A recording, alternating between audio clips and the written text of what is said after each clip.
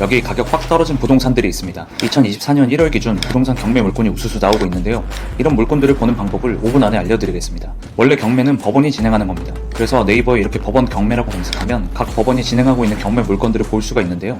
그런데 대부분 사람들은 여기서 보지 않습니다. 이 정보들을 훨씬 보기 좋게 정리해놓은 사이트들이 있습니다. 경매 물건 분석하는 분들은 여기서 보더라고요. 그 중에서 저는 옥션온으로 경매 물건을 봅니다.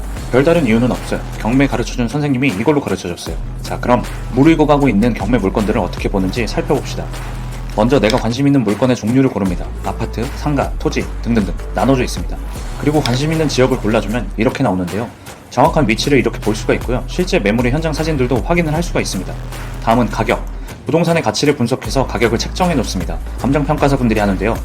최근에 수원 200억대 전세 사기 뉴스들 보셨죠? 거기서 사기꾼 아들이 바로 이 감정평가사 역할을 하면서 매물들의 감정가를 높게 책정했다는 뉴스 기사가 있었습니다. 이런 돌맞아 그러니까 이 감정가가 곧 이 부동산의 가격의 지표가 되는 겁니다.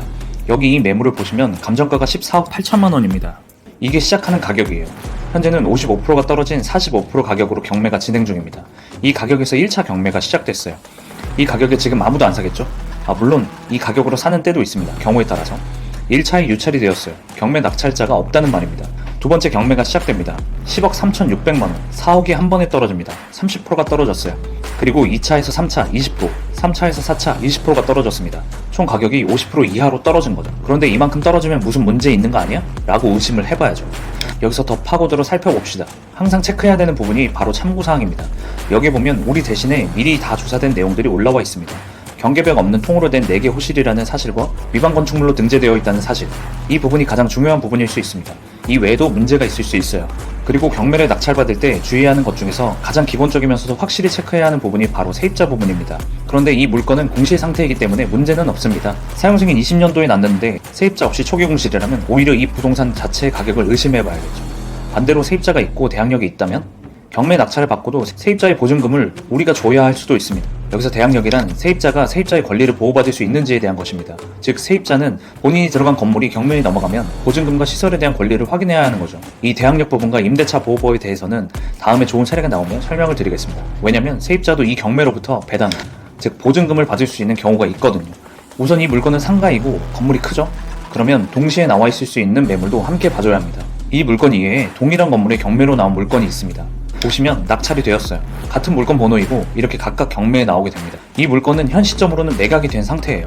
핵심부터 얘기하자면 여기에 음악학원을 하시는 임차인분이 직접 임차를 하셨습니다. 이 내용도 이 자료 안에서 다 확인을 할 수가 있는 겁니다. 이 임차인분이 구매를 하게 된 여러 이유가 있겠지만 새들어 사는 임차인 입장에서는 건물이 경매에 넘어가면서 보증금이니 시설이니 문제가 생긴 겁니다. 아니 자영업자 입장에서는 내가 운영을 잘하나 못하나 이게 문제가 아니라 경매로 넘어가 버렸고 보상을 못 받는다면 이거 진짜 큰일입니다. 아니 그럼 법으로 보호를 못 받냐? 아니 받아요. 받는데 알아야 받는다고. 이 모든 나쁜 상황이 생기기 전에 알아야 한다는 겁니다. 이제 여기서부터 조금 어려워지는데요. 정신 똑바로 차려보세요. 등기부 현황을 봐야 합니다. 이 건물을 지을 때 건물주도 대출을 받았을 거 아니에요? 보시면 봉산농협에서 15억 6천만 원의 대출을 받았습니다. 아니 이 물건이 감정가가 4억 1,600인데 아니죠. 이 건물 통째로 잡고 빌려준 거고 농협에서 임의 경매를 신청한 겁니다. 돈을 회수해야 하니까요. 근데 보통 은행들은 이때 근저당을 첫 번째로 설정을 해요. 건물을 지을 때 빌려준 거니까. 아니 은행이 제일 먼저 피해자가 될 수 있는 거니까요.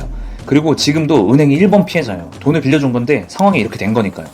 계약하기 전에 여러분 등기부 현황 꼭 확인하시고 임대차 보호법 적용 범위도 꼭 확인하세요. 아무튼 우리 이 임차인분은 이후에 확정 일자를 받으셨습니다. 이렇게 되면 이 경매가 진행되더라도 후순위로 배당이 밀리기 때문에 한 푼도 못 받게 될 확률이 아주 높습니다. 그런 판단을 하셨기 때문에 감정가의 60% 수준으로 구매를 하신 거라고 추측을 해볼 수가 있습니다.